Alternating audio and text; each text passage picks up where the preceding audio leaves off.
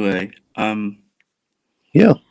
I'm an annihilationist, and So we've heard. I came across a video across a pastor who believes in eternal torment, and he was really upset about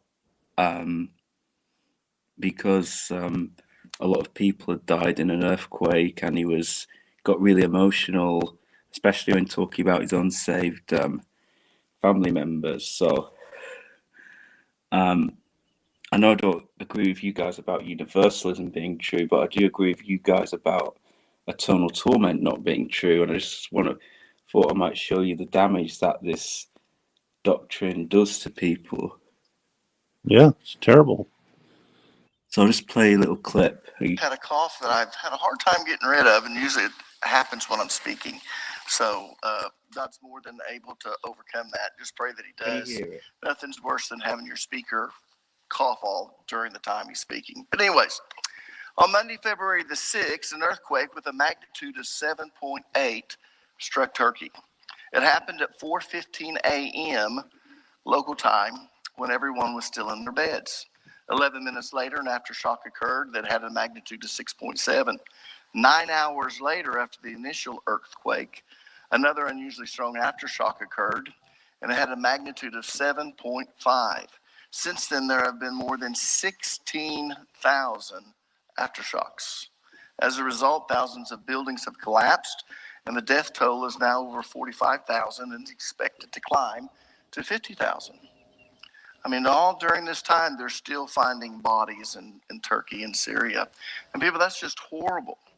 But it's worse than most people realize. Wait, horrible? And the reason I say that is because the majority of the people who have died were Muslims.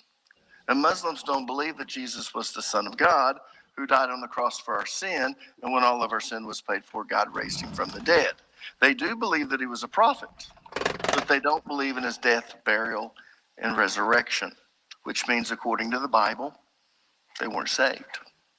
In John chapter 14, verse number 6, Jesus said, I am the way, the truth, and life. No man comes unto the Father except through me. Now, according to Jesus, he is the only way to heaven. In fact, Romans chapter 10, verses 9 and 10 tells us exactly what we must do in order to confess with your mouth that Jesus is Lord and believe in your heart that God raised him from the dead. What happened in Turkey, my heart aches, knowing that so many people died without a saving knowledge of Jesus Christ. And to be honest with you, I've actually had to force myself not to think about it because I know that their fate is sealed. And people, it is a horrible fate. It is a horrible fate for anyone who dies without a saving knowledge of Jesus Christ. It's so horrible that many Christians totally disregard what the Bible has to say about the eternal destiny of unbelievers. Could you hear that okay? Yeah, it came through just fine. Well, he's full of religious assumptions. Yeah, I just want to get to the bit where he gets really emotional about it. The videos argue against annihilationism, not universalism, but Sure.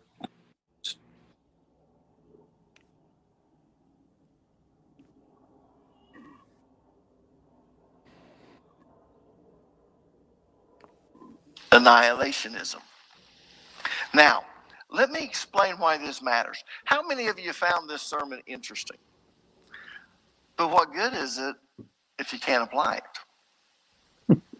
So, why does this sermon matter? I'll tell you why it matters. I have a few family members that are not saved. I pray for them every day. They've never placed their faith in Jesus Christ as their Lord and Savior.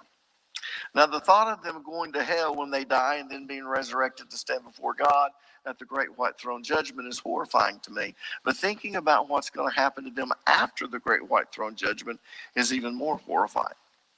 To think that they would be thrown into the lake of fire for all eternity, never burning up, but being tormented, feeling the pain day and night forever and ever for all eternity. I don't even want to think about it. To be honest with you, I would love to think that my loved ones who aren't saved would not suffer for all eternity. I would love to think that at some point they would simply cease to exist. If that were the case, it would be more bearable to think of them dying and what happens to them after they die. To be honest with you, if I believed, as annihilationists do, that unbelievers will cease to exist and not be punished for all of eternity, I wouldn't worry so much about them not being saved. Because after all, at some point they would simply cease to exist. And I'll be honest, I can live with that. But if that's not the case, then I want to do everything in my power to make sure that my loved ones are saved.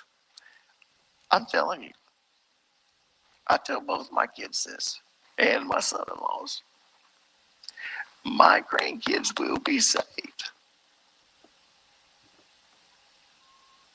You raise them in a way where my grandkids will be saved. I'm going to fervently pray that all my family is saved. I made a promise to my mama when she was dying that I would continue to pray. And she was specific on who they were, and I won't mention their names. I'm also to the point where I don't care if it makes them uncomfortable when I share the gospel, because I do not want them to suffer for all eternity. People, this is why it matters. If unbelievers cease to exist after they die, then it's really no big deal if they get saved or not. But if they remain fully conscious and will suffer for all eternity, it's a big deal. In fact, it's the most important thing in this life. And that's why it matters.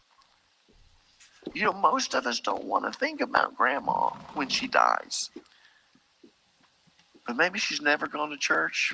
You're not sure if she's a Christian or not. You ought to be concerned. You ought to be concerned about your cousins. I've had 2 classmates die, and I feel extreme guilt because I didn't do enough to invite them to church and to share the gospel with them.